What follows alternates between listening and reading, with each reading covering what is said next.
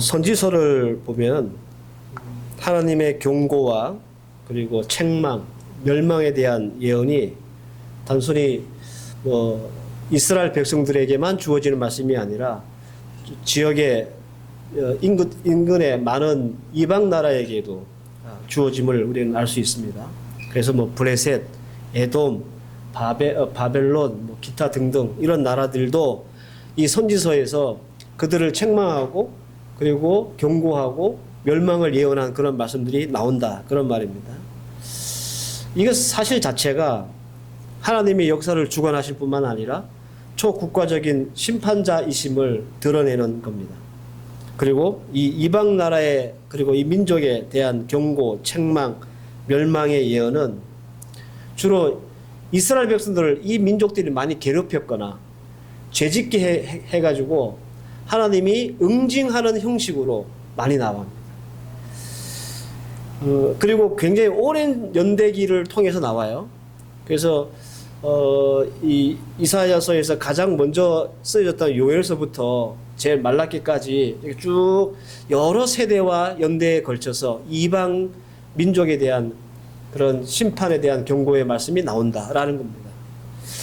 그런데 대소선지서를 막론하고 유독 북이스라엘, 이스라엘이 반쪽으로 나눠져 가지고 북쪽 이스라엘, 남쪽 유다라 그랬죠. 북쪽 이스라엘에 대한 예언은 거의 200년이나 되는 역사를 가졌잖아요, 나라가. 그런데 오직 여로보암 때만 기록이 되어 있어요. 다른 이방 민족들은 이 역사적 연대기를 따라서 계속 그들의 흥망성쇠에 대한 예언과 또 심판의 경고가 나오는데 유독 북이스라엘만 요 시대만, 이 여로보암 시대에만 선지서에서 나온다는 거예요. 북이스라엘에서 가장 악랄했던 왕, 그 아합이라는 왕도 있잖아요. 그런데 그 아합이라고 하는 왕이 있을 때는 선지서에 기록이 없어요. 왜 하나님이 여로보암 시대만 꼭 집어가지고 이렇게 선지서에 기록했을까? 더구나 역사적으로 보면 여로보암 때보다 더 악했던 시대들이 분명히 있는데 왜 여로보암 시대만 북이스라엘에 대한 선지서를 쓸 때 왜 요때만 딱 이렇게 집어가지고 썼을까? 아마도 상징성이 있지 않았을까요? 그죠? 그 여로보암 시대를 딱 보면 전체 이스라엘 백성들이 왜 망하게 되었는지를 알 수 있는, 왜 불순종하고 불신앙을 가졌는지를 알 수 있는 그런 대표적인 시대이기 때문에 아마 구구절절히 다 쓰지 않고 여로보암 시대만 딱 꼭 집어가지고 성경에 기록했을 것이다, 그렇게 추측할 수 있습니다. 그래서 우리는 지난주부터 과연 여로보암 시대에 나타났던 이런 대표적인 현상이 뭔가, 어떻게 불순종과 불신앙을 일으키는 원인이 나타났는가에 대한 말씀들을 호세아서와 아모스서를 중심으로 해서 지금 살피고 있습니다. 지난 시간에 그 첫 번째로 잘 사는 재미에 빠져 있다라고 하는 현상이 이 북이스라엘에 나타났다고 그랬습니다. 그래서 우리가 세상 사는 재미에 빠져가지고 하나님 불순종하고 하나님 앞에 불신앙적이고 그리고 불성실하다, 그런 말입니다. 나라가 군사적으로 정치적으로 사회적으로 걱정이 없고 돈을 많이 벌고 그래서 백성들이 풍요롭고 잘 살게 되었습니다. 여러분, 우리가 이 땅에 살면서 부유해지고 잘 살고 풍요해지고 부강해지는 것, 그건 죄가 아니에요. 그런데 그 부요와 그 부강이 신앙이 되고 이것이 우리의 신념이 되어서 하나님도 섬기고 또 바알도 섬기는 것이 좋다라고 하면 그게 죄가 되는 거예요. 잘 나갔던 이 여로보암 시대가 잘못된 것이 아닙니다. 왜냐하면 하나님이 이 여로보암 시대에 복을 주셨잖아요. 은혜를 주셨잖아요. 지난 시간에 제가 말씀을 드렸어요. 하도 불쌍해서 하나님이 이 민족에 복을 주셨다고 했습니다. 하나님 주신 은혜예요. 그래서 이 은혜로 부강하게 되고 부유하게 됐어요. 이게 잘못이 아니란 말이에요. 그런데 다만 그들이 하나님이 주신 이 은혜로 받고 감사하고 겸손하게 하나님을 잘 섬기면 좋겠는데 하나님이 주신 그 부요와 부강이 재미가 들려가지고 여기에 빠져가지고 하나님도 안 섬기고 바알을 섬기고 또 때로는 자기 잘 먹고 잘 살 일이 생기면 또 하나님도 섬기고 그런단 말이에요. 이것이 신앙이 되었기 때문에 이 민족이 망하게 되었다라는 겁니다. 옛날에 여러분들 모르시는 분도 계실 건데 교회에 한동안 이슈됐던 사건들이 있었는데 그게 뭐냐면 교회 권사님들이 점을 보러 다닌다는 거예요. 그게 한동안 말이 많았었거든요. 권사님들이 기도해야지 왜 점을 보러 다녀? 주로 여러분들 점 보러 다닐 때 무슨 목적으로 점을 봅니까, 여러분들? 내 자식이 시험에 합격할 것인지 안 할 것인지, 여러분 내 남편이 승진할 것인지 안 할 것인지, 내가 새로 하는 사업이 있는데 여기에 성공할 것인지 안 할 것인지 요거 보려고 가잖아요. 그죠? 교회 권사님들 그게 막 다닌다니까요. 그래가지고 권사들끼리 어느 점집이 용해 이렇게 막 소개도 해주고 그랬대요. 그게 한동안 교회 아주 시끌벅적한 그런 이슈가 된 적이 있어요. 생각해 보세요, 여러분. 이분들에게 신앙이 뭐예요? 이들에게 우리 교회 다니는 권사님들의 신앙이 뭐예요? 내 자식, 내 집안, 내 사업 이거예요. 그러니까 점도 보고 하나님께 기도도 하고 그러는 거잖아요. 이게 이스라엘 백성들이 북이스라엘 백성들이 가졌던 모습이에요. 내 삶의 재미에 내 사업하는 재미, 자식 키우는 재미, 돈 버는 재미에 빠져서 교회도 좋고 점집도 좋고 그러는 거예요. 그런 것처럼 북이스라엘이 그렇게 살았다는 거예요. 지난주 선포했던 말씀의 요주입니다. 혹시 우리의 모습과 닮아 있지 않은지, 우리가 이 세상 잘 사는 재미에 빠져서 이것이 신앙이 되어서 그렇게 살아가고 있지는 않는지, 그래서 하나님의 말씀 불순종하고 불신앙하는 그런 모습은 아닌지 점검해 볼 수 있는 여러분들 되시기를 바랍니다. 오늘은 두 번째 말씀은 왜 하나님은 이 여로보암 시대만 콕 집어서 말씀하셨을까? 북이스라엘이 부유하고 부강함에도 왜 망했을까? 그 두 번째 이유. 이게 이제 마지막이에요. 성공이라고 하는 함정에 빠졌기 때문에 그렇습니다. 오늘 본문 8절을 보세요. 에브라임이 말하기를 나는 실로 부자라. 내가 재물을 얻었는데 내가 수고한 모든 것 중에서 죄라 할 만한 불의를 내게서 찾을 자가 없느니라. 이렇게 말합니다. 잘 사는 재미에 빠진 이 북이스라엘 백성들은 스스로 나는 실로 부자다 이렇게 말합니다. 내가 부자다라고 말하는 그 말에는 여러 가지 의미가 함축되어 있겠죠. 실질적으로 돈이 많다라는 의미도 있을 거고, 그리고 세상적으로 내가 성공한 사람이다라고 하는 의미도 있을 거예요. 그리고 권력과 능력을 가진 사람이라는 뜻도 포함되어 있을 겁니다. 소위 잘 나가는 사람, 성공한 사람, 힘 있는 사람이라는 그런 뜻으로 나는 부자다 이렇게 말을 했을 겁니다.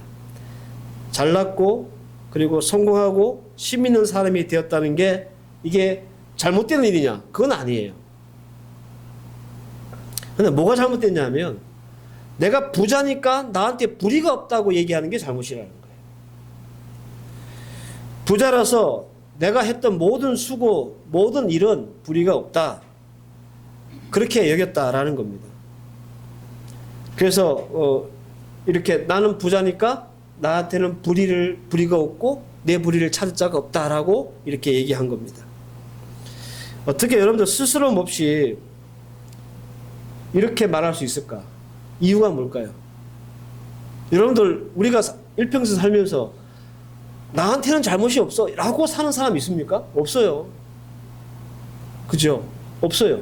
아무리 도덕적으로 윤리적으로 열심히 잘 사는 사람이라도 대놓고 나는 조금도 잘못 안 하는 사람이야 라고 얘기하는 사람이 없단 말이에요.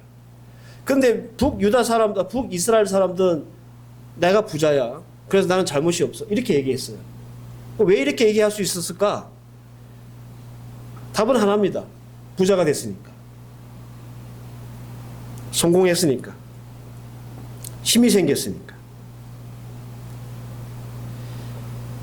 이렇게 내가 성공하고 또 부자가 됐으니까 그동안 내가 했던 이 자리에 올라오기까지 했던 모든 것들은 다 불의가 아니라고 생각하는 거예요. 이것이 성공의 함정입니다. 이런 식이면요, 성공하고 출세하고 부자가 되면 곧 그것이 옳은 것이고 선한 것이고 바른 것이고 공정한 것이 되잖아요. 그죠? 그렇게 생각 안 하세요? 내가 성공했다는 그 결과가 내가 살았던 모든 삶을 옳은 것으로 판정을 진다면 그럼 내 성공하는 그 자체는 그 자체가 옳은 것이고 선이고 바른 거잖아요. 왜 그 서울의 봄이라는 영화 보셨습니까? 그 전두환 그 신군부가 구테타 했을 때 그 영화. 그런 아주 유명한 대사 나오잖아요. 성공하면 혁명이고 실패하면 반영 아닙니까? 이거 나오죠. 이 사람들 머릿속에는 구테타를 성공했으니까 그 구테타가 성공하는 과정 속에 저질렀던 모든 불법, 폭력 이거 다 뭐란 말이에요? 이거 선한 거라는 거예요. 그래서 전두환 씨는 죽을 때까지 사과를 안 하고 죽었어요. 자기는 성공했으니까. 우리가 그걸 여러분들이 인정하십니까? 전두환과 그 일당들이 구테타를 성공했으니 그들이 했던 모든 짓들이 다 옳고 다 선한 것이라고 인정할 수 있습니까? 인정 못하죠. 그죠? 근데 얼마나 나쁜 짓 많이 했어요. 얼마나 많은 사람을 죽였습니까? 네? 그런데 이렇게 얘기한단 말이에요. 과연 에브라임이 불의가 없었는가? 아모스서 2장 6절에서 9절 이는 그들이 은을 받고 의인을 팔며 신 한 켤레를 받고 가난한 자를 팔며 힘없는 자의 머리를 티끌 먼지 속에 발로 밟고 연약한 자의 길을 굳게 하여 아버지와 아들이 한 젊은 여자에게 다녀서 그 거룩한 이름을 더럽히며 모든 제단 옆에 전당 잡은 옷 위에 누우며 그들의 신전에서 벌금으로 얻은 포도주를 마십니다. 이렇게 말씀합니다. 아모스서도 북이스라엘에 대한 경고를 기록한 성경이거든요. 그들의 부자가 될 수 있었던 것은 돈을 가지고 의인과 진실과 정의를 팔았기 때문에 그렇습니다. 가난한 자의 고요를 뽑아서 그들의 이익을 챙겼기 때문에 그렇습니다. 불법이죠. 그 와중에 가난하고 연약한 사람들을 더 심하게 밟고 앞길을 막아버렸습니다. 불법입니다. 그들이 가진 부와 힘을 가지고 의인의 길과 가난하고 연약한 자의 길을 굳게 했습니다. 역시 불법입니다. 근데 그들은 내가 부자가 됐으니까 내가 손으로 한 모든 것들은 다 선해. 불의가 없어. 이렇게 얘기한다는 겁니다. 여러분들, 나는 부자라 불의가 없다. 그런 말은 성공의 함정에 빠진 사람들이 외치는 추악하고 더러운 변명입니다. 그리고 어떻게 이 성공의 함정에 빠진 자들은 한결같이 똑같은 죄를 거침없이 계속해서 짓게 돼요. 그러니까 이스라엘 백성들, 북이스라엘 백성들은 이런 사고를 가지고 살았다는 거예요. 나는 부자 됐고 돈 많이 벌었으니까 나는 그걸로 됐어. 내가 했던 모든 일, 그거 다 내 성공이 다 얘기해 주는 거 아니야? 그러니까 그 무슨 짓을 했든지 그건 다 선한 거야. 라면서 그들이 삶을 살았다는 거예요. 그러니까 그 과정에서 하나님의 말씀도 무시되고 신앙생활 안 하고 불법을 저질러도 이 양심의 가책도 못 느끼고 그런 삶을 살게 되는 겁니다. 요즘도 이런 일도 많이 보죠. 그죠? 예전에 어떤 서울시 공무원을 어느 검사 하나가 간첩 조작 혐의로 기소했다가 법원에서 무죄 판결 났었어요. 근데 그 검사는 처벌을 안 받았어요. 공문서를 유지해가지고요, 법원에 제출한 거예요. 이 사람을, 이 공무원을 간첩을 만들려고. 옛날 박정희 때나 있었던 그 일들을 한 거예요. 근데 그런 악한 검사는 승승장구해가지고 청와대 가가지고 뭐 공직기강 비서관하고 그 무죄 받은 그 사람은 집안이 망해버렸어요. 집안이. 그런데 그 사람은 한마디로 죄송하다는 얘기를 안 해. 왜? 자기는 성공하고 오히려 출세하고 잘 나가니까. 자기가 했던 짓이 잘못이라고 생각을 안 하는 거예요. 그래가지고 더 다른 걸 걸어가지고 그 사람을 더 많이 괴롭히는 거예요. 여러분들 북이스라엘을 보면서 지난주에 말씀드렸지만 어쩜 우리가 살고 있는 이 시대와 딱 이렇게 닮았는지 놀랄 정도입니다. 북이스라엘, 특별히 여로보암 시대는 이런 시대였습니다. 부유하고 부강해지면 하나님의 은혜인 줄 알고 좀 감사하고 겸손하고 그렇게 하나님 앞에 살아야 되고 하나님 좀 섬기며 살아야 되는데 마치 이 성공과 부강이 스스로 쟁취한 것처럼 내가 부자다. 그래서 나한테는 불의가 없다. 라고 하는 함정에 빠져서 더 깊은 불순종과 불신앙으로 들어간다라는 겁니다. 사랑하는 성도 여러분, 우리는 그래서 우리가 살고 있는 이 시대가 닮았다는 거예요. 이 시대하고. 우리도 잘 사는 재미에 빠져서 하나님도 좋고 세상도 좋다고 살아가고 있습니다. 일단 성공만 하면 잘 먹고 잘 살기만 하면 그것으로 됐다라고 생각합니다. 그래서 우리가 하나님 앞에 하는 불순종이나 불신앙쯤은 그냥 대수롭지 않게. 왜? 내가 성공했기 때문에. 근데 우리는 이런 시각을 가지고 세상을 살아요. 예수 믿는 사람도 그렇고 예수 안 믿는 사람은 더 하겠죠. 그러니까 일단 성공만 하면 그것을 모든 것이 다 땡. 다 인정받는 거예요. 아, 저 사람 성공했으니까. 저 사람 뭐 부자 됐으니까. 그것으로 다 되는 거예요. 그것으로 그 사람을 평가하는 거예요. 이 시각은 굉장히 위험한 시각이에요. 정말 여러분들 성공하면 그 사람이 아무런 오류가 없는 삶을 살았다고 우리가 인정할 수 있습니까?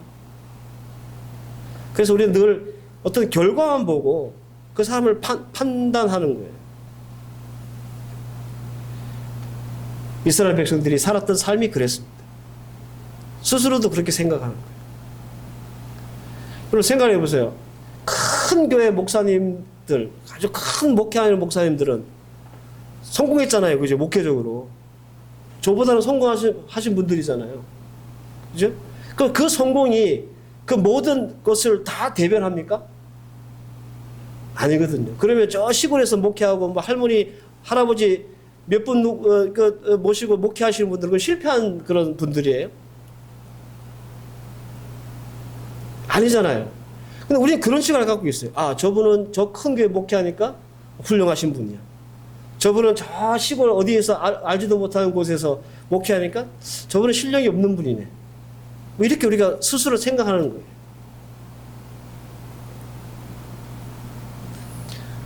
제가 아는 많은 목사님들이 요즘 이렇게 은퇴를 하시거든요. 우리 말로는 제대를 하신다고 그러는데. 그래서 제가 직접 찾아뵙지 못하고 이렇게 비디오, 이렇게 온라인 본단 말이에요. 많은 분들이 와 축하해주고 막 그래요. 그래서 제가 생각해 봤어요. 아씨, 나는 은퇴할 때 어떤 모습으로 은퇴를 할까? 네. 저렇게 많은 분들이 와서 축하하고 예우를 받고 하시고 은퇴하신 분들은 아, 목회 잘하신 분으로 박수 치고 그렇지 못한 분이 더 많거든요. 이름도 없이 그냥 조용히 그 사역의 자리를 떠나신 분들 엄청 많거든요. 그분들은 그 사역이 다 엉망인가? 아무것도 안 한 것인가? 그렇게 평가할 수 없다는 거죠. 근데 우리의 시각이 이 북이스라엘의 백성들의 시각과 똑같아요.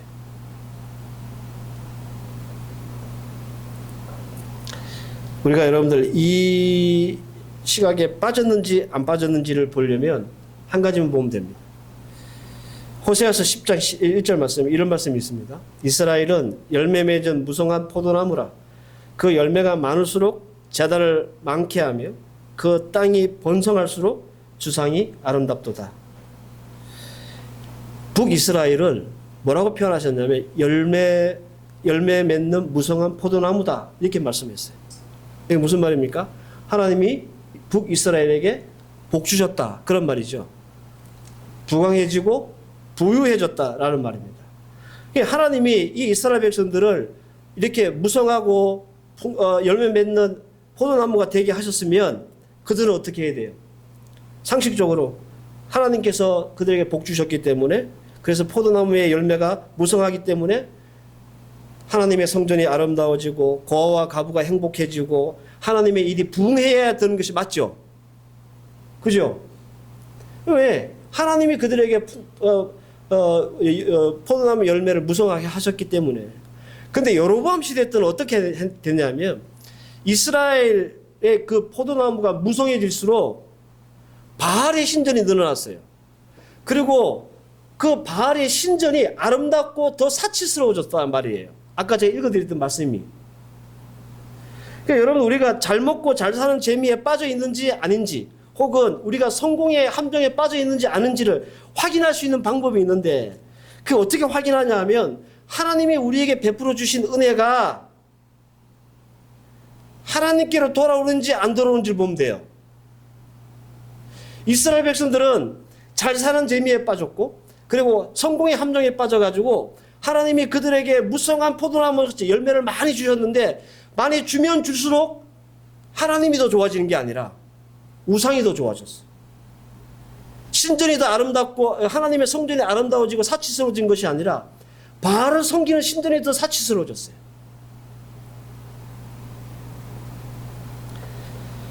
이거 굉장히 중요한 일입니다.